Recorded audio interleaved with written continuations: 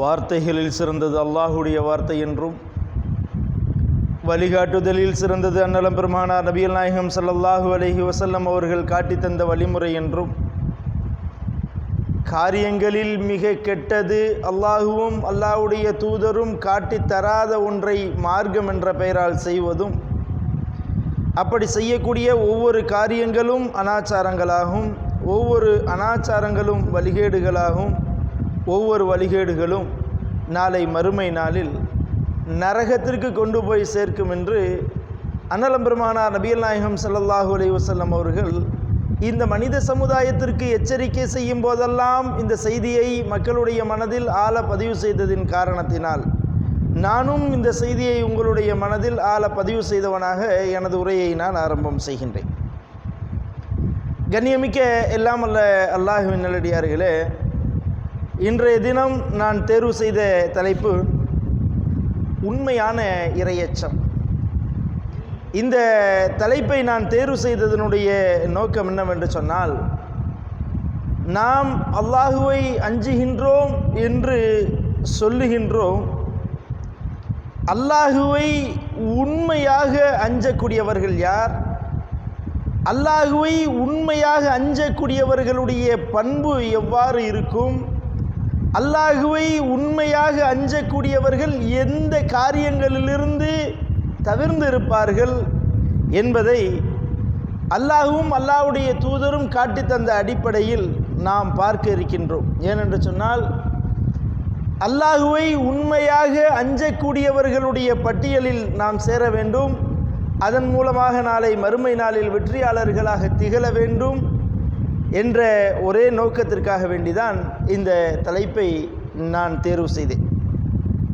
கண்ணியமிக்க எல்லாமல் அல்லாஹுவின் நல்லடியார்களே, ரப்புல் ஆலமீன் அல்லாஹ் தன்னுடைய திருமறையில் கூறி காட்டுகின்றான், யா ஐயுஹல்லதீன ஆமனு, நம்பிக்கை கொண்டவர்களே, இத்தகுல்லா, அல்லாஹுவை நீங்கள் அஞ்சு கொள்ளுங்கள், ஹக்க துகாத்தி, அல்லாஹுவை உண்மையாக நீங்கள் அஞ்சு கொள்ளுங்கள் என்று ரப்புல் ஆலமீன் அல்லாஹ் சொல்லிட்டு அடுத்ததாக அல்லாஹ் சொல்லி காட்டுகின்றான், ஃபலா தமூதுன்ன இல்லா வ அன்தும் முஸ்லிமூன், நீங்கள் முஸ்லிம்களாகவே தவிர மரணித்து விடாதீர்கள் என்று அல்லாஹ் இந்த செய்தியோடு சேர்த்து சொல்லி காட்டுகின்றான். ஏன் அல்லாஹ் இந்த வார்த்தையை அல்லாஹ் சொல்லுகின்றான் என்று சொன்னால், உண்மையான இறையச்சம்தான், உண்மையான இறையச்சம்தான் ஒரு மனிதனை நாளை மறுமை நாளில் அவன் வெற்றியாளனாக திகழ்வதற்கு, நாளை மறுமையில் வெற்றி அடைவதற்கு மிக உதவியாக உறுதுணையாக இருக்கக்கூடிய ஒரே காரியம் உண்மையான இறையச்சம்தான். அந்த உண்மையான இறையச்சம் இல்லை என்று சொன்னால் எந்த மனிதனாலும் நாளை மறுமை நாளில் வெற்றியாளர்களாக ஆக முடியாது. அல்லாஹுவை அவன் உண்மையாக அஞ்சவில்லை என்று சொன்னால் அவன் மரணிக்கும் பொழுது கூட அவன் முஸ்லீமாக மரணிக்க முடியாது. ஒரு மனிதன் அவன் முஸ்லீமாக வாழ வேண்டும் என்று சொன்னால், ஒரு மனிதன் அல்லாஹுவை உண்மையாக அஞ்சினால்தான் அவன் முஸ்லீமாக வாழ முடியும். அல்லாஹுவை அவன் உண்மையாக அஞ்சவில்லை என்று சொன்னால் அவன் முஸ்லீமாகவே வாழ முடியாது. எவன் முஸ்லீமாக வாழவில்லையோ அவனுடைய மன்னரை வேதனை கடுமையாக இருக்கும், அதனுடைய மறுமை வாழ்க்கையும் அவனுக்கு மிக கடுமையாக இருக்கும்.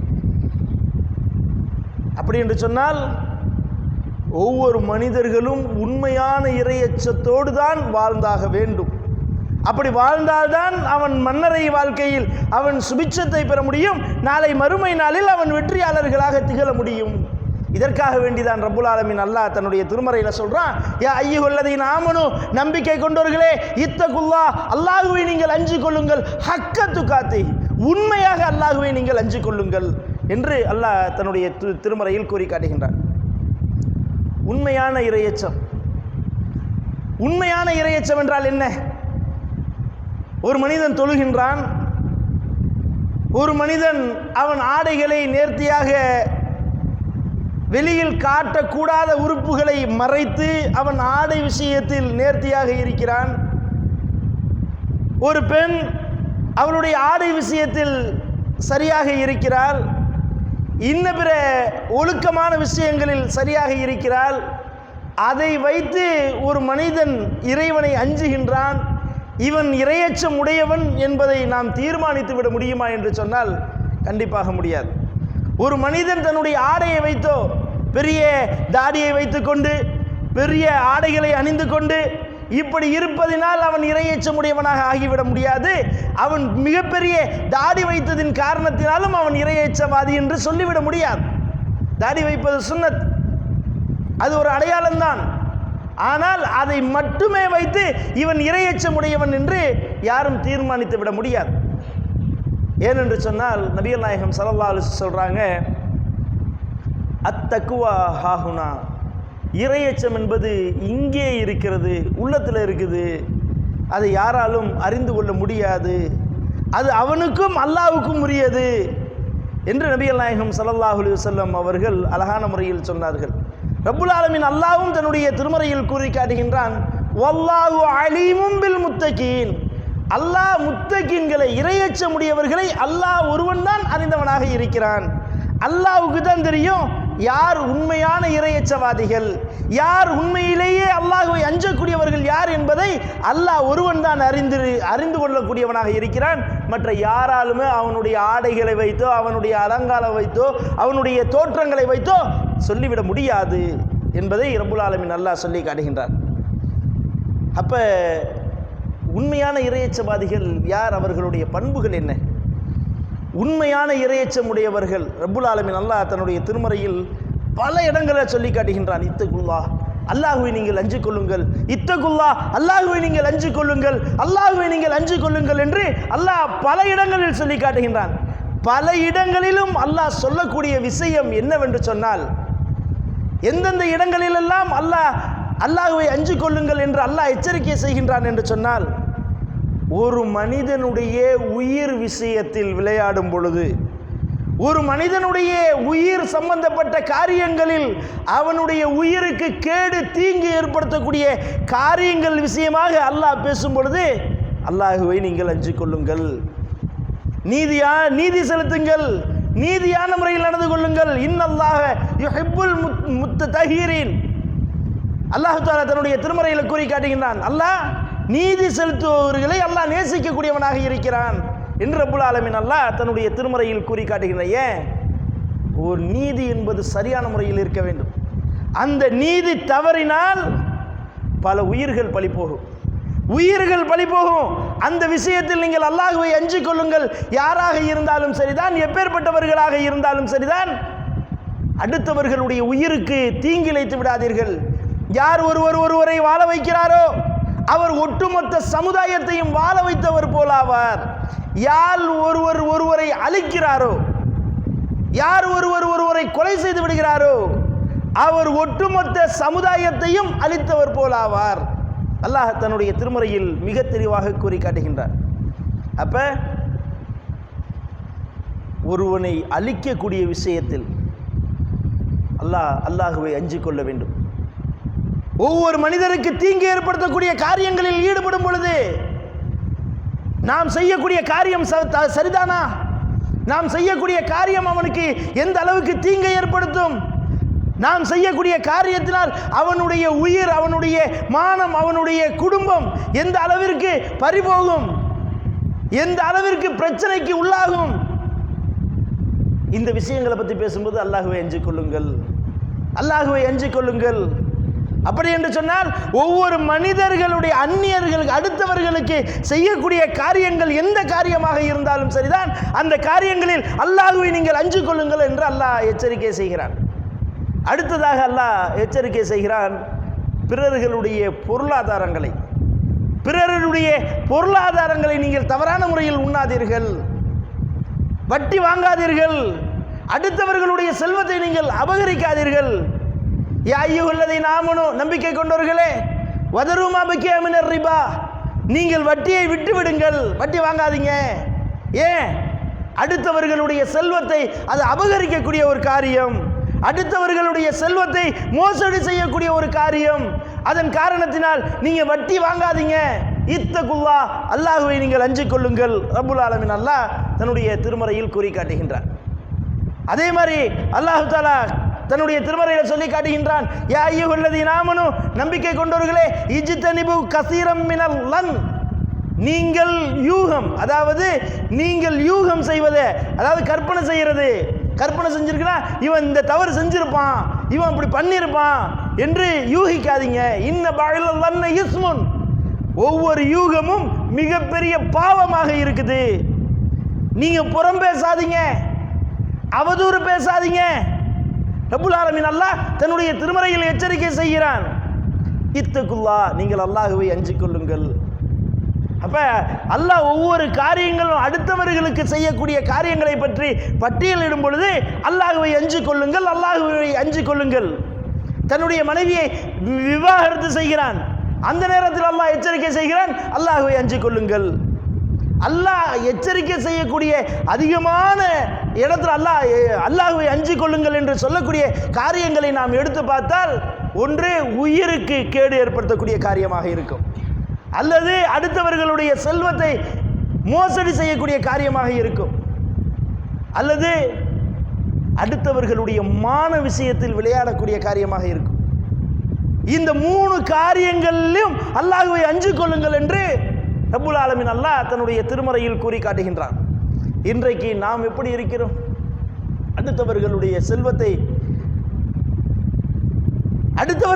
செல்வத்தை அபகரிக்கக்கூடிய விஷயத்தில், அடுத்தவர்களுடைய செல்வங்கள் விஷயத்தில் நாம் எவ்வாறு இருக்கிறோம்? நாம் ஒவ்வொருத்தவங்களும் நினைச்சு பார்க்கணும். அடுத்தவர்களுக்கு தீங்கு ஏற்படுத்தக்கூடிய காரியங்களில் நாம் எவ்வாறு இருக்கிறோம்? அடுத்தவர்களுடைய செல்வத்தின் ஆசையின் காரணத்தினால் தான் இன்னைக்கு வியாபாரத்தில் பொய் சொல்கிறோம். அடுத்தவர்களுடைய செல்வம் தனக்கானதாக ஆக்கிக் கொள்ள வேண்டும், அது நமக்கு வர வேண்டும், அது நமக்கு சொந்தமானதாக ஆக வேண்டும் என்ற காரணத்திற்காகத்தானே நாம் வியாபாரத்தில் பொய் சொல்கிறோம், வியாபாரத்தில் மோசடி செய்கிறோம். வியாபாரத்தில் பொய் சொல்வது, மோசடி செய்வது எதனால்? அடுத்தவனுடைய செல்வத்தை அபகரிப்பதின் காரணத்தினால் தான். அதனால தான் நபி நாயகம் ஸல்லல்லாஹு அலைஹி வஸல்லம் சொன்னாங்க, நீங்க மோசடி செய்யாதீங்க, பல இருள்களாக நாளை மறுமை நாளில் காட்சி அளிக்கும், பல இருள்களாக நாளை மறுமை நாளில் காட்சி அளிக்கும். அடுத்தவர்களுடைய செல்வத்தை நீங்கள் அபகரிக்காதீர்கள். இந்த அடுத்தவர்களுடைய செல்வத்தை அபகரிக்கக்கூடிய விஷயம் இருக்குது பார்த்தீங்களா? நம்ம நினச்சிக்கிட்டு இருக்கிறோம் ஒரு சின்ன விஷயம்தாண்டு, அது மிகப்பெரிய ஒரு பாரதூரமான ஒரு செயலுக்கு கொண்டு போய் சேர்த்துவிடும். அடுத்தவர்களுடைய செல்வத்தின் காரணத்தினால்தான் இன்றைக்கு இந்த ஏகத்துவ கொள்கையை கூட மறைக்கக்கூடியவர்களாக இருந்திருக்கிறார்கள் மதகுருமார்கள். ரப்புல் ஆலமீன் அல்லாஹ் தன்னுடைய திருமறையில் கூறி காட்டுகின்றார், யா அய்யுஹல்லதீன ஆமனூ, நம்பிக்கை கொண்டவர்களே, கிறிஸ்துவ பாதிரிமார்களிலும் மதகுருமார்களிலும் லயகுலூன அம்வாலன் நாஸ பில் பாத்தில், மனிதர்களுடைய செல்வங்களை தவறான முறையில் உண்ணுகின்றார்கள். வயசுத்தூன அன் சபீலில்லாஹ், மக்கள் நேர்வழி அடைவதை விட்டும் தடுத்து கொண்டிருக்கிறார்கள். அடுத்தவர்களுடைய செல்வத்தின் மீது ஆசையின் காரணத்தினால்தான் இந்த ஏகத்துவத்தை கூட சொல்வதற்கு சொல்லாமல் தடுத்து கொண்டிருக்கிறார்கள். இந்த ஏகத்துவத்தை சொல்கின்றோமே, சொல்லக்கூடியவர்கள் கூட சொல்லட்டும், திருந்துபவர்கள் திருந்தட்டும் என்று விட்டுவிடல. இவர்கள் சொல்வது போய், இவர்கள் குழப்பவாதிகள், இவர்கள் இந்த சமுதாயத்தை பிரிக்க வந்த பிரிவினைவாதிகள். சொல்லுவதற்கு காரணம் என்ன? அடுத்தவர்களுடைய பொருளாதாரத்தின் மீது ஆசை. பல ரூபத்திலும் வருமானம் வரும், பல வழியில் வருமானம் வரும். அல்லாஹ் சொல்றான், வல்லதீன யக்னிஸூன ஸஹப வல் ஃபில்லத, இது மாதிரி சொல்லி தங்கத்தையும் வெள்ளியையும் இவர்கள் சேர்த்து கொண்டிருக்கிறார்கள். இவர்கள் அல்லாஹ்வை அஞ்ச வேண்டும். இவர்கள் இந்த செல்வத்தை அல்லாஹ்வினுடைய வழியில் அவர்கள் செலவு செய்யவில்லை என்று சொன்னால், நாளை மறுமை நாளில் இதை காட்சி இவர்களுடைய விழாப்புறங்களிலும் இவர்களுடைய முன்னற்றியிலும் ஊத்தப்படும். ரப்புல் ஆலமீன் அல்லாஹ் எச்சரிக்கை செய்கிறார். அப்ப அடுத்தவர்களுடைய செல்வத்தின் காரணத்தினால், அடுத்தவர்களுடைய செல்வத்தின் மீது ஆசையின் காரணத்தினால் நேர்வழியை விட்டும் தடுத்து விடும். அப்ப இந்த செல்வத்தை வச்சு நம்ம என்ன செஞ்சிட போறோம்? இப்படியெல்லாம் செல்வத்தை ஈட்டுகின்றோமே, இந்த செல்வம் அல்லாஹ்விடமிருந்து காப்பாத்திடுமா? மன்னரை வேதனையிலிருந்து நம்மை காப்பாற்றி விடுமா? அல்ஹாக்குமுத் தகாசுரு ஹத்தா ஸுர்துமுல் மகாபிர், மனிதன் செல்வம் செல்வம் என்று அலைகின்றானே, ஹத்தா எதுவரை என்று சொன்னால் ஜுருத்துமுல் மக்காபிர், அவனுடைய வயிற்றை மண்ணு நிரப்பும் வரை. எந்த ரூபத்தில் இருந்தாலும் எனக்கு பிரச்சனை இல்லை, எனக்கு தேவை செல்வம் வேணும். அடுத்தவர்களுடைய செல்வத்தை மோசடி பண்ணக்கூடிய விஷயத்தில் இருந்தால் கூட கவலை இல்லை. அதனால தானே பொய் பேசுறது, புறம் பேச, அதனால தானே பொய் பேசுவது, மோசடி பண்ணுவது, இதெல்லாம் எதனால? அடுத்தவர்களுடைய செல்வத்தை உண்ணக்கூடிய காரணத்தினால்தான்.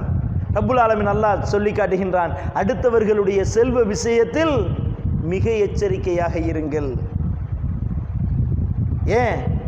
நாளை மறுமை நாளில் நபிகள் நாயகம் ஸல்லல்லாஹு அலைஹி சொல்றாங்க, நாளை மறுமை நாளில் ஒருவர் வருவார். யார் தெரியுமா? முஃப்லிஸ். அவர் யார் தெரியுமா?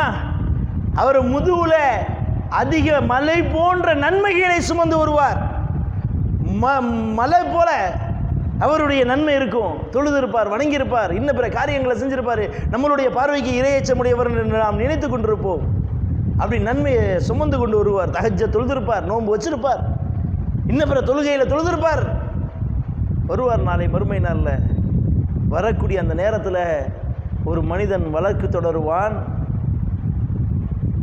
யா அல்லாஹ், இவன் என்னுடைய செல்வத்தை அபகரித்து விட்டான், என்னுடைய செல்வத்தை இவன் மோசடி செய்து விட்டான். அப்படியா? ரப்புல் ஆலமீன் அல்லாஹ் என்ன செய்வான்? இவனுடைய தொழுகையிலிருந்து இவன் மலை போல நன்மையை கொண்டு வந்தானே, இந்த நன்மையை பறித்து அவனுக்கு அல்லாஹ் கொடுத்து விடுவான். கடைசியில் இவன் செல்லக்கூடிய இடம் நரகம். இவன் தான் முஃப்லிஸ். நபிகள் நாயகம் ஸல்லல்லாஹு அலைஹி வஸல்லம் தன்னுடைய நன்மை இழந்தவன். ஏன்?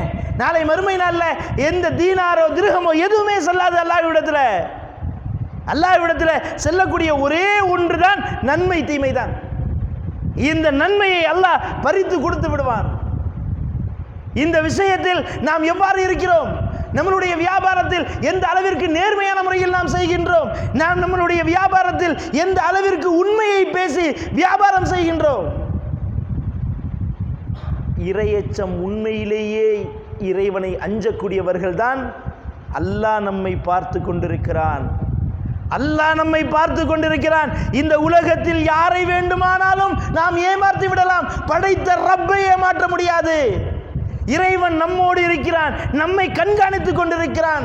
இந்த நேரத்தில் இவனுக்கு செய்யக்கூடிய காரியம் மோசடியாக இருக்கும், ஆனால் இது செய்யக்கூடாது என்று ரப்புல் ஆலமீன் தடுக்கிறான். இதன் காரணத்தினால் இதிலிருந்து நான் விலகிக் கொள்கிறேன், இதுதான் உண்மை என்று சொல்லி வியாபாரம் செய்கிறானே, அவன்தான் இறைவனை அஞ்சுகிறான். அவன்தான் உண்மையான இறையச்சமுடையவன். நாம் அப்படி இருக்கிறோமா? நாம் உண்மையிலேயே உண்மையான இறையச்சமுடையவர்களாக நாம் இருக்கிறோமா? அடுத்ததாக ரப்புல் ஆலமீன் அல்லாஹ் கூறி காட்டுகின்றார், அடுத்தவர்களுடைய மான விஷயத்தில், யா அய்யுஹல்லதீன ஆமனூ, நம்பிக்கை கொண்டவர்களே, கூப்பிட்டு சொல்றானே அல்லாஹ், நம்பிக்கையாளர்களே, அடுத்தவர்களுடைய மான விஷயத்தில் விளையாடாதீங்க. இன்னைக்கு நம்ம எப்படி இருக்கிறோம்? அடுத்தவர்களை பற்றி அவதூறு கூறக்கூடிய காரியங்களில் எப்படி இருக்கிறோம்? அது அப்படியே ஒரு சுவையாக ரசித்து அந்த காரியத்தை நாம் செய்யக்கூடியவர்களாக இருக்கிறோம். ஒரு செய்தி வருது, அந்த செய்தி வந்தால் அந்த செய்தி உண்மையா பொய்யா? ஒரு குடும்பத்தார்களை பற்றி வாட்ஸ்அப்லேயே ஃபேஸ்புக்லேயே ஒரு செய்தி வருது, அதை நம்ம உண்மையா பொய்யா, இது சரியான தகவலா தவறான தகவலா என்றாவது நாம் ஆய்வு செஞ்சுருக்கிறோமா? என்ன செய்கிறோம்? ஃபார்வர்ட் பரப்புகிறோமா இல்லையா? அதை பிறருக்கு கொண்டு சேர்க்கிறோமா இல்லையா? அப்ப அடுத்தவர்களுடைய மான விஷயத்தில் விளையாடுகின்றோமா இல்லையா? அடுத்தவர்களை பற்றி அவதூறு கூறுகிறோமா இல்லையா? அடுத்தவர்களை பற்றி புறம் பேசுகின்றோமா இல்லையா? அடுத்தவர்களை பற்றி புறம் பேசுவது என்று சொன்னால் சுப்ஹானல்லாஹ், அது ஒரு தனி ரசனையாக உட்கார்ந்து பலாகல் வருது. 4 பேர் உட்கார்ந்துட்டா போதும், என்னென்ன பேச முடியுமோ பேசுகிறோம், எப்படியெல்லாம் ஒரு மனிதனை இழிவாக பேச முடியுமோ பேசுகின்றோம். அதைத்தான் ரப்புல் ஆலமீன் அல்லாஹ் சொல்லி காட்டுகின்றான், உண்மையான இறையச்சமுடையவர்கள் அவதூறு பேச மாட்டார்கள், புறம் பேச மாட்டார்கள். இன்றைக்கு புறம் பேசுவது, அவதூறு கூறுவது, ஒருவன் செய்யாத காரியத்தை செய்ததாக சொல்லுவது, அல்லது செய்த காரியத்தை அவன் வெறுக்கக்கூடிய காரியத்தை மக்களிடத்தில் பரப்புவது. என்னிடத்தில் ஒரு தவறு இருக்கும், அதை மக்களிடத்தில் சொன்னால் எனக்கே அது அருவருப்பாக இருக்கும். அப்படிப்பட்ட காரியத்தை இவனிடத்தில் இந்த தவறு இருக்கிறது என்று சொல்லி மக்களிடத்தில் பரப்புறது, இது புறம் பேசுவது. அவதூறு கூறுவது, நான் செய்யாத காரியத்தை செய்ததாக பிறரிடத்தில் சொல்லுவது, அவதூறு கூறுவது, இந்த காரியங்கள் எல்லாம் இன்றைக்கு பெரும்பாலானவர்களிடத்தில் இருக்குதா இல்லையா? பார்க்குறோமா இல்லையா? அதிலும் ரப்புல் ஆலமீன் அல்லாஹ் குறிப்பாக சொல்லுகின்றான்,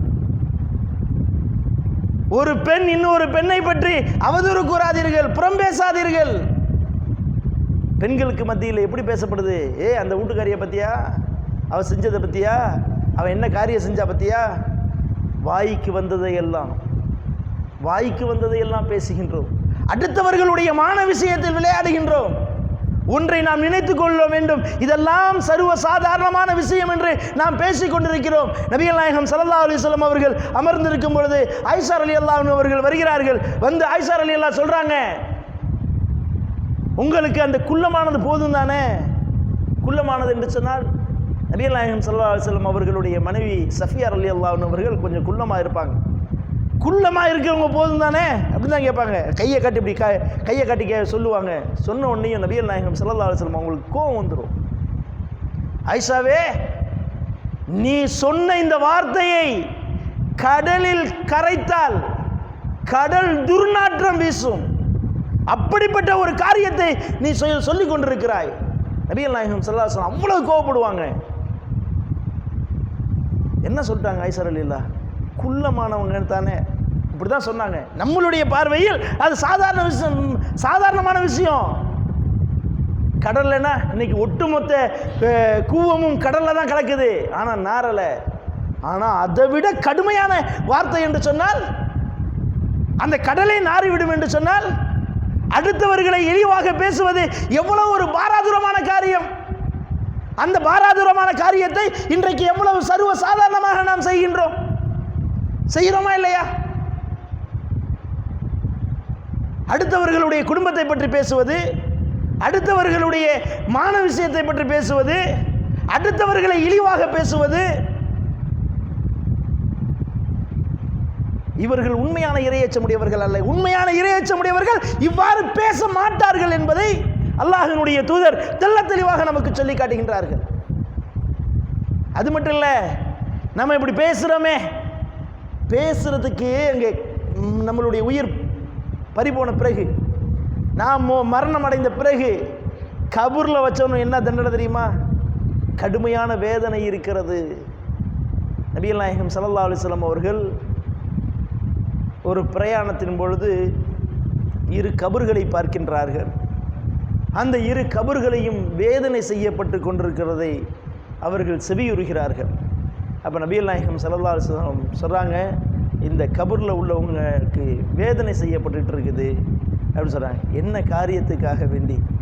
ஒருவர் சிறுநீர் கழித்து விட்டு சுத்தம் செய்யாமல், அல்லது அந்த மறைவான உறுப்பு மறைக்காமல் வெளியிலே தெரியக்கூடிய வகையில் சிறுநீர் கழித்தவர். இன்னொருவர் புறம் பேசி திரிந்தவர். அந்த புறம் பேசியதின் காரணத்தினால் இன்றைக்கு அவர் மண்ணறையில் வேதனை செய்யப்படுகிறார். நம்ம நினச்சிக்கிட்டு இருக்கிறோம் சாதாரண விஷயம் என்று. சின்ன விஷயம் கூட அடுத்தவர்களுடைய மான விஷயத்தில் விளையாடக்கூடாது. அடுத்தவர்களுடைய மான விஷயத்தில் மிக எச்சரிக்கையாக இருக்க வேண்டும். அடுத்தவர்களுடைய மான விஷயத்தில் மிக மிக கண்ணியமாக இருக்க வேண்டும். அல்லாஹ்வினுடைய தூதர் நபிகள் நாயகம் ஸல்லல்லாஹு அலைஹி வஸல்லம் அவர்கள் தங்களுடைய இறுதி பேருரையில் சொன்னாங்க, இது என்ன நாள்? சஹாபாக்கள் சொன்னாங்க, இது புனிதமான நாள். இது என்ன மாதம்? இது புனிதமான மாதம்.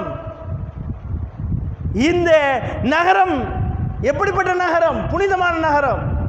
இந்த நகரம் எப்படி புனிதமானதோ, இந்த மாதம் எப்படி புனிதமானதோ, இந்த இடம் எப்படி புனிதமானதோ, அதைவிட ஒவ்வொரு மனிதர்களுடைய மானமும் செல்வமும் உயிரும் மற்றவர்களுக்கு புனிதமானது. நபிகள் நாயகம் ஸல்லல்லாஹு அலைஹி வஸல்லம் அவர்கள் இறுதி பேருரையில் எச்சரிக்கை செய்கிறார்கள். அப்படி என்று சொன்னால் இந்த மான விஷயத்தில், உயிர் விஷயத்தில், அடுத்தவர்களுடைய செல்வாக்கு விஷயத்தில் நாம் எப்படி இருக்கணும்? இன்னைக்கு நாம் எப்படி இருக்கிறோம்? அடுத்தவர்கள்ட்ட கடன் வாங்குறோமே, அதை சரியான முறையில் திருப்பி கொடுக்கிறோமா? இன்றைக்கு எத்தனையோ நபர்களுக்கு கடன் வாங்குகிறார்கள். இன்னும் சொல்ல போனாங்க, கடன் கொடுத்தவர்கள் அஞ்சுகிறார்கள்.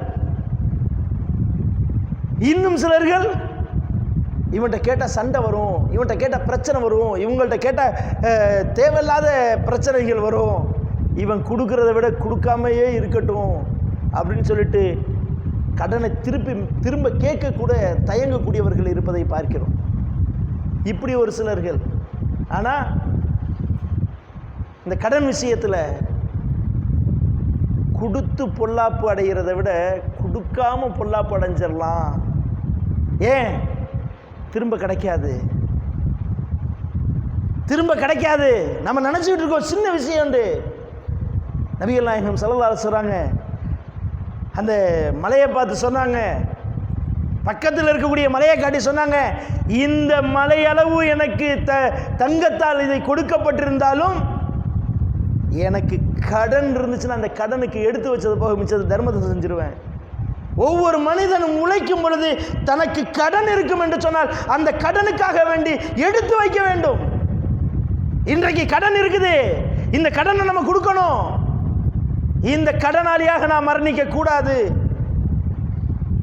இந்த நினப்பு நம்மில் எத்தனை நபர்கள் இடத்துல இருக்குது?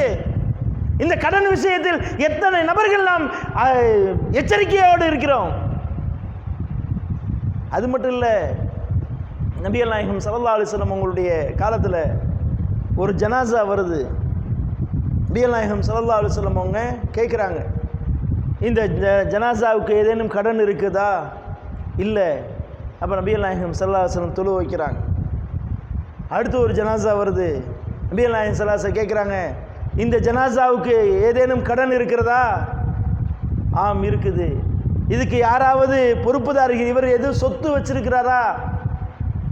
வச்சிருக்கிறார். நபிகள் நாயகம் ஸல்லல்லாஹு அலைஹி வஸல்லம் இந்த சொத்தை விற்று கடன் அடைச்சிருங்க, அவருக்கு தொழு வைக்கிறாங்க நபிகள் நாயகம் ஸல்லல்லாஹு அலைஹி வஸல்லம். பிறகு ஒரு ஜனாசா வருகிறது. நபிகள் நாயகம் ஸல்லல்லாஹு அலைஹி வஸல்லம் கேட்குறாங்க, இவருக்கு ஏதேனும் கடன் இருக்கிறதா? ஆம், இருக்குது. இவர் ஏதேனும் சொத்து வச்சிருக்கிறாரா? இல்லை. சல்லு அலா சாஹிபிக்கும், உங்களுடைய தோழருக்கு நீங்களே தொழுக வைத்துக் கொள்ளுங்கள். நபிகள் நாயகம் ஸல்லல்லாஹு அலைஹி வஸல்லம் அவர்கள் சொல்லிவிடுகிறார்கள். அப்போ நபிகள் நாயகம் ஸல்லல்லாஹு அலைஹி வஸல்லம் அவர்கள் உயிரோடு இருக்கும் பொழுது அவர்கள் தொழுக வைத்தால் என்ன சிறப்பு என்பதையும் நாம் தெரிந்து கொள்ள வேண்டும். நபிகள் நாயகம் ஸல்லல்லாஹு அலைஹி வஸல்லம் அந்த தங்களுடைய பள்ளியில் சுத்தம் செய்யக்கூடிய ஒரு பெண்மணி இறந்துடுறாங்க. நபிகள் நாயகம் ஸல்லல்லாஹு அலைஹி வஸல்லம் பிறகு பார்க்குறாங்க, அந்த பெண்மணி இல்லை, எங்கப்பா அப்படின்னு கேட்குறாங்க. அந்த பெண்மணி இறந்து விட்டார், ஏன் எனக்கு சொல்லலை அப்படின்னு கேட்குறாங்க. சொல்லலைன்னு சொல்லிட்டு நபிகள் நாயகம் ஸல்லல்லாஹு அலைஹி வஸல்லம் சொல்கிறாங்க, யார் மரணித்தாலும் எனக்கு சொல்லுங்கள். ஏனென்று சொன்னால் நான் தொழுக வைத்தேன் என்று சொன்னால் அவர்களுடைய கபரை அல்லாஹ் ஒளியாக ஆக்குகிறான் சொல்லிட்டு சொல்கிறாங்க. அவங்களை நான் உயிரோடு இருக்கக்கூடிய காலகட்டத்தில் நான் அவர்களுக்கு தொழுக வைத்தால் அவர்களுடைய கபரை அல்லாஹ் ஒளிமயமாக ஆக்குகிறான், எங்கே அடக்கம் பண்ணீங்க காட்டுங்க அப்படின்னு சொல்லிட்டு நபிகள் நாயகம் ஸல்லல்லாஹு அலைஹி வஸல்லத்துக்கு அந்த கபர் காட்டப்படுது. அங்கே நின்றுட்டு அந்த பெண்மணிக்காக வேண்டி நபிகள் நாயகம் ஸல்லல்லாஹு அலைஹி வஸல்லம் அவர்கள் தொழுக வைக்கிறார்கள். இந்த சட்டம் அல்லாஹ்வுடைய தூதருக்கு மட்டும்தான், தான் உயிரோடு இருக்கக்கூடிய காலத்தில் என்று சொல்லிவிட்டார்கள். அதனால் இப்போ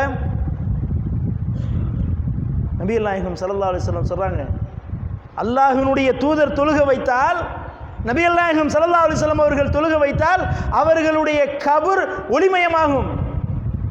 அப்படிப்பட்ட அல்லாஹ்வினுடைய தூதர் நபிகள் நாயகம் ஸல்லல்லாஹு அலைஹி சொல்றாங்க, இவருக்கு கடன் இருக்குதா? சல்லு அலா சாஹிபிக்கும், உங்களுடைய தோழருக்கு நீங்களே தொழுக வைத்துக் கொள்ளுங்கள் என்று சொல்லிவிடுகிறார்கள். சொல்லிட்டு அது மட்டும் சொல்லலை, நபிகள் நாயகம் ஸல்லல்லாஹு அலைஹி வஸல்லம் மேலும் சொன்னாங்க, ஒரு மனிதனுடைய உயிர் அல்லாஹ்வினுடைய வழியில் ஷஹீத், அல்லாஹ்வினுடைய வழியில் அவன் உயிர் போகின்றது என்று சொன்னால் அவனுக்கு சொர்க்கத்திற்கு எந்த தடையும் இல்லை, இல்ல தைன், கடனை தவிர.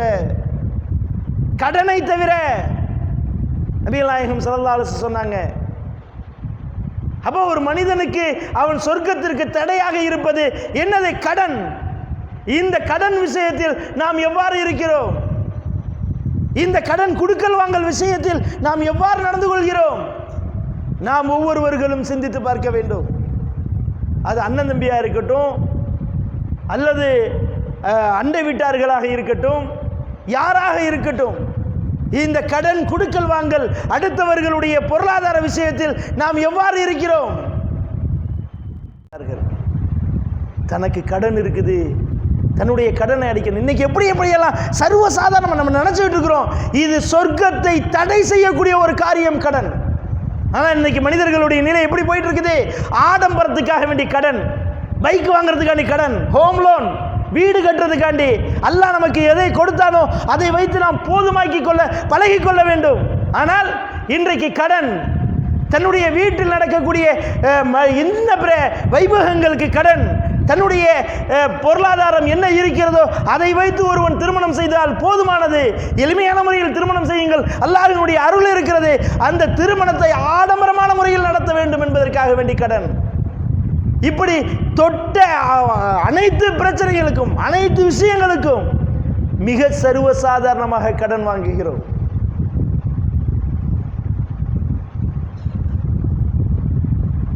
உண்மையான இறையச்சமுடையவர்கள் அப்படி இருக்க மாட்டார்கள். கடன் விஷயத்தில் அல்லாஹ்வை அஞ்சிக் கொள்வார்கள். நம்மளுடைய உயிர் பறிபோகிவிட்டால், நம்மளுடைய உயிர் போகிவிட்டால் இந்த கடனுக்கு யார் பொறுப்பு? அதை அஞ்சி நடப்பார்கள். இவர்கள் தான் உண்மையான இறையச்சமுடையவர்கள், இவர்கள் தான் உண்மையான இறை நம்பிக்கையாளர்கள். அந்த தன்மைகள், அந்த பண்புகள் நம்மிடத்தில் இருக்குதா? அப்படி இருந்தால் நாம தான் உண்மையான இறையச்சமுடையவர்கள்.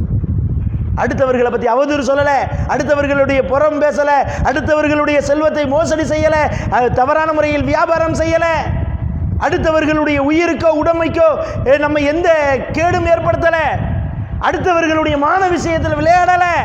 இப்படி இருந்தால் நாம் உண்மையான இறையச்சமுடையவர்கள். இல்லை, அடுத்தவர்களை பற்றி பேசுகிறோம், இறைவனை அஞ்சலை. எப்படிப்பட்ட பயிற்சி அல்லாஹ் தரான் பாருங்க. ஷஹ்ரு ரமலான் அல்லதி உன்சில ஃபீஹில் குர்ஆன், ரமலான் மாதத்தில் தான் குர்ஆனை அல்லாஹ் இறக்கினான். ஏன்? ஹுதல் லின்னாஸி வ பையினாத்தி மினல் ஹுதா வல் ஃபுர்கான், சத்தியம் எது, அசத்தியம் எது, உண்மை எது, பொய் எது என்பதை தெளிவுபடுத்துவதற்காக வேண்டி குர்ஆனை கொடுத்தான்.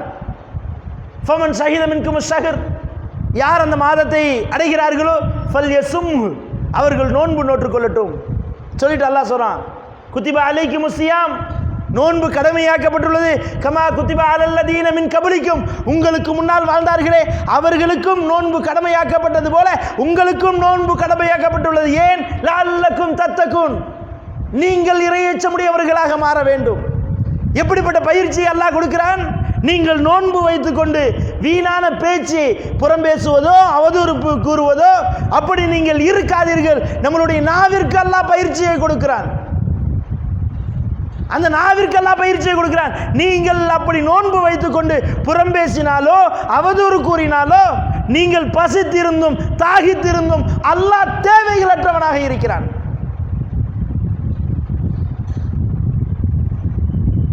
அப்ப அவன் நோன்பு வச்சு பிரயோஜனம் இல்லை. அப்ப நம்ம என்ன எப்படி இருந்தோம்? இந்த நேரத்தில் பேசிடக்கூடாது, யாரையும் பற்றி பேசிடக்கூடாது. அது அந்த ஒரு மாத காலத்துக்கு மட்டும்தானா? அந்த அமல் என்பது ஒரு மாத காலத்துக்கு மட்டும்தானா? ஏனைய நாட்களிலும் அது தொடர வேண்டும் என்பதற்காக வேண்டிதான் அல்லாஹ் பயிற்சியை கொடுக்கிறான். ஏனைய மாதங்களிலும் அது தொடர வேண்டும் என்றுதான் அல்லாஹ் அந்த பயிற்சியை கொடுக்கிறான். அந்த பயிற்சி தான் நமக்கு மிகப்பெரிய பயிற்சி. அந்த பயிற்சி தான் மன்னரை வாழ்க்கையில் வெற்றியை தரக்கூடிய பயிற்சி. அந்த பயிற்சி தான் நாளை மறுமை நாளில் வெற்றியை தரக்கூடிய பயிற்சி. அப்படி அந்த பயிற்சியை ஒவ்வொரு வருடமும் அனுபவித்துக் கொண்டிருக்கிறோம். அனுபவித்துக் கொண்டு ஏனைய நாட்களில் அதை நாம் செலவு செய்கின்றோமா? ஏனைய நாட்களில் அதை போன்ற அந்த பக்குவத்தோடு நாம் நடந்து கொள்கிறோமா? அல்லாஹ்வை உண்மையிலேயே அஞ்சிக் கொள்கிறோமா? நாம் சிந்தித்து பார்க்க வேண்டும். என்னருமை சகோதர சகோதரிகளே, அது மட்டும் இல்லை, நபிகள் நாயகம் ஸல்லல்லாஹு அலைஹி வஸல்லம் அவர்கள் மிஅராஜ் பயணம் செல்கிறார்கள்.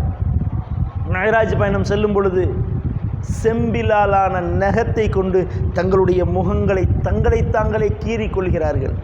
நபிகள் நாயகம் ஸல்லல்லாஹு அலைஹி வஸல்லம் கேட்குறாங்க, இவர்கள் யார்?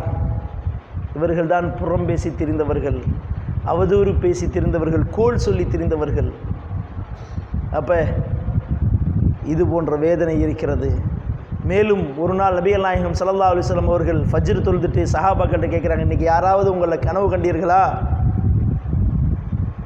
ஒவ்வொரு சில சஹாபாக்கள் சொன்னாங்க, நாங்கள் இந்த கனவு கண்டோம், அல்லாஹ் அதை சரியாக்கி தரட்டும், அல்லாஹ் அதை நாடினால் எளிமையாக்கி தரட்டும் அப்படின்னு சொல்லிட்டு நான் ஒரு கனவு கண்டேன் நபிகள் நாயகம் ஸல்லல்லாஹு அலைஹி சொல்கிறாங்க. இப்போ சஹாபாக்கள் எல்லாம் அப்படியே பக்கத்தில் நெருங்கி வந்து கேட்குறாங்க, அல்லாஹ்வுடைய தூதரை என்ன கனவு கண்டீர்கள் சொல்லுங்கள். கேட்கும் பொழுது நபிகள் நாயகம் ஸல்லல்லாஹு அலைஹி சொல்கிறாங்க, என்னை இருவர் வந்து அழைத்து கொண்டு சென்றார்கள். ஒரு புனித பூமியின் பக்கம் நான் சென்றேன். அப்பொழுது ஒரு மனிதன் மல்லாக்க படுத்து கிடந்தான்.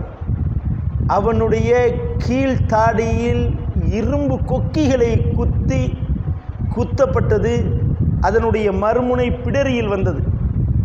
அதை அப்படியே கிழிக்கப்படுகிறது. அவனுடைய முகம் சிதைக்கப்படுகிறது. அதை எடுத்துவிட்டு மறுமுனையில் அவனுடைய தாடையில் கீழ்த்தாடையில் குத்தப்படுகிறது. அதே போன்று பிடரியில் வருகிறது. அவனுடைய முகம் ஒரு பக்கம் சிதைக்கப்படுகிறது. இது சிதைத்தப்பட்ட உடனேயே இது சரியாகி விடுகிறது. பிறகு மீண்டும் இந்த பக்கம் அவர் குத்த ஆரம்பிக்கிறார். இதே போன்று அவனுடைய முகத்தை சிதைக்கிறார். இது தொடர்ந்து நடந்து கொண்டே இருக்கிறது. அப்பொழுது நான் கேட்டேன் அந்த இருவர்களிடத்தில், இது யார், எதனால் இப்படி செய்கிறார்கள் என்று கேட்டேன். என்னோடு வாருங்கள் என்று சொல்லிவிட்டார்கள். பிறகு போனேன். ஒரு மனிதர் மல்லாக்க படுத்து கிடக்கிறார். அவருடைய தலையில் தலைமாட்டில் ஒருவர் நிற்கிறார், பெரிய கல்லை வைத்துக்கொண்டு. அவர் அந்த கல்லை தூக்கி அந்த தலையில் போடுறாரு. தலை சுக்குநூறாக நொறுங்குது. அந்த கல் உருண்டோடுது. எடுத்துகிட்டு வர்றாரு. எடுத்துகிட்டு வர்றதுக்குள்ளே தலை சரியாயிடுது. இதே போன்று கல்லை வைத்து அவனுடைய தலையை நச்சு கொண்டே இருக்கிறார்கள். இவர்கள் யார் என்று கேட்டேன். என்னோடு வாங்க என்று சொல்கிறாங்க. பிறகு நான் போனேன். குறுகலான வாயுடைய அகலமான ஒரு பானை. அந்த பானையில் எட்டி பார்த்தேன். அந்த பானையின் கீழ்ப்பக்கம் மிகப்பெரிய தீ எரிந்து கொண்டிருந்தது. அதனுடைய உள்ளிருந்து ஆண்களுடைய சப்தம், பெண்களுடைய சப்தம் கேட்டது. நான் அதில் எட்டி பார்த்தேன். ஆண்களும் பெண்களும் நிர்வாணமான முறையில் அதில் கிடந்தார்கள். இவர்கள் யார் என்று கேட்டேன். என்னோடு வாருங்கள் என்று அழைத்து சென்று விட்டார்கள். பிறகு நான் பார்த்தேன் ஒரு நீரோடை. அந்த நீரோடை முழுவதும் இரத்தமாக இருந்தது. அந்த நீரோடையினுடைய மையத்திலிருந்து ஒருவர் நீந்தி வந்து கொண்டிருக்கிறார் கரையின் பக்கம். கரையில் ஒரு கற்குவியல் இருக்கிறது. அதன் அருகில் ஒருவர் நின்று கொண்டு அந்த மனிதன் கரைக்கு வரும்பொழுது இந்த கல்லை எடுத்து அடிக்கிறார். மீண்டும் அவர் மையத்திற்கு சென்று விடுகிறார். நடுப்பகுதிக்கு சென்று விடுகிறார். இதே போன்று அது தொடர்ச்சியாக நடந்து கொண்டே இருக்கிறது. நபிகள் நாயகம் ஸல்லல்லாஹு அலைஹி வஸல்லம் பெரிய நீண்ட செய்தி, சுருக்கமாக சொல்கிறேன். சொல்லிட்டு கேட்குறாங்க, இது யார் தெரியுமா? முதல்ல அந்த வாய் குத்தி கிழிக்கப்பட்டதே யார் தெரியுமா? பொய் பேசியவர், அவதூறு பேசியவர், கோல் சொல்லி திரிந்தவர். அவர் ஒரு பொய் சொல்லுவார். அது உலகில் உள்ள பலர்களை அது வழிகெடுத்திருக்கும். அந்த பொய்யின் காரணத்தினால் அவர்களுடைய தாடை இங்கே சிதைக்கப்படுகிறது. அவர்களுடைய முகம் இங்கே சிதைக்கப்படுகிறது. நபிகள் நாயகம் ஸல்லல்லாஹு அலைஹி வஸல்லம் அவர்கள் சொன்னார்கள், இன்றைக்கு நாளிலிருந்து காலையில் எழுந்ததிலிருந்து இரவு படுக்கக்கூடிய கடைசி தருணம் வரை நம்மில் எத்தனை நபர்கள் சர்வ சாதாரணமாக பொய் பேசுகிறோம்? நினைச்சு பாருங்க. பொய் பேசக்கூடிய விஷயத்தில் நாம் எவ்வாறு இருக்கிறோம்? இன்னைக்கு எந்திரிச்சதிலிருந்து படுக்கிற வரைக்கும் பல நூறு பொய்கள் பேசணும். நாம் இறையேச்சமுடையவர்கள் அவ்வாறு இருக்க மாட்டார்கள். உண்மையாக அல்லாஹ்வை அஞ்சக்கூடியவர்கள் அவர்களுடைய செயல்பாடுகள் அவ்வாறு இருக்காது. அதைத்தான் அல்லாஹ் சொல்றான். இப்படி இருந்தா நீ உண்மையான இறையச்சமுடையவன் அல்ல. நீ பொய் பேசினா உண்மையான இறையச்சமுடையவன் அல்ல. நீ கோல் சொன்ன உண்மையான இறையச்சம் உன்னிடத்தில் இல்லை. நீ அவதூறு கூறின உண்மையான இறையச்சம் ஒன்றை இல்லை. அடுத்தவர்களுடைய செல்வத்தை மோசடி செஞ்ச ஒன்றை உண்மையான இறையச்சம் இல்லை. இப்ப நமக்கு நாமே மார்க் போட்டுக்குவோம். நாம எந்த இடத்துல இருக்கோம்? அல்லாஹ் இடத்துல. அல்லாஹ்வை அஞ்சக்கூடிய இடத்துல நாம எப்படி இருக்கிறோம்? நம்மை நாமே சுய பரிசோதனை செய்து கொள்ள வேண்டும். என் அருமை சகோதரர்களே, நாம் இந்த விஷயத்தில் மிக மிக கவனமாக இருக்க வேண்டும். அடுத்தவர்களுடைய செல்வ விஷயத்தில், அடுத்தவர்களுடைய மான விஷயத்தில், அடுத்தவர்களுடைய உயிர் விஷயத்தில் நாம் மிக எச்சரிக்கையாக இருந்து கொள்ள வேண்டும். அப்படி எச்சரிக்கையாக இருந்து கொண்டால்தான் நம்மளுடைய மன்னரை வாழ்க்கை, அல்லாஹுவை உண்மையாக அஞ்சினால்தான், ஹக்கத்து காத்து அல்லாஹுவை உண்மையாக அஞ்சினால்தான் நாம் உண்மையான முஸ்லிம்களாக மரணிக்க முடியும். உண்மையான முஸ்லிம்களாக மரணித்தால்தான் மன்னரையில் வெற்றி பெற முடியும். மன்னரையில் வெற்றி பெற்றால்தான் மறுமை நாளில் வெற்றி பெற முடியும். நபிகள் நாயகம் ஸல்லல்லாஹு அலைஹி வஸல்லம் அவர்கள் சொன்னார்கள், யாருடைய மன்னரை வாழ்க்கை எளிமையாக இருக்கிறதோ அவருடைய மறுமை வாழ்க்கை மிக எளிமையானதாக இருக்கும். யாருடைய மன்னரை வாழ்க்கை மிக கடுமையானதாக இருக்கிறதோ அவருடைய மறுமை வாழ்க்கை அதைவிட கடுமையானதாக இருக்கும்.